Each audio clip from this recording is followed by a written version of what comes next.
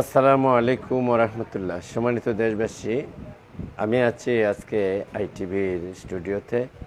তো আজকে এখানে এসে মূলত যে বিষয়টিকে সামনে রেখে আমাকে ইনভাইট করা হয়েছে, আমাকে আজকে বর্তমান বাংলাদেশের চলমান উত্তাল রাজনীতি প্রসঙ্গ নিয়ে আমাকে ইনভাইট করা হয়েছে। আইটিভি পরিবারকে আমি আমার ব্যক্তিগত পক্ষ থেকে কৃতজ্ঞতা এবং অভিনন্দন জ্ঞাপন করছি যে আমাকে আজকে এখানে ইনভাইট করার জন্য। তো এখানে আইটিভি পক্ষ থেকে আমাকে প্রথমে যে বিষয়টি নিয়ে এখানে আলোচনায় অংশগ্রহণ করতে বলা হয়েছে যে চলমান রাজনীতি প্রসঙ্গ।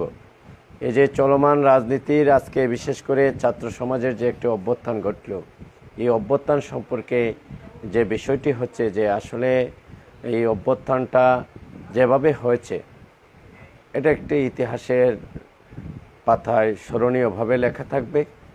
আমরা যারা ৭১ দেখিনি,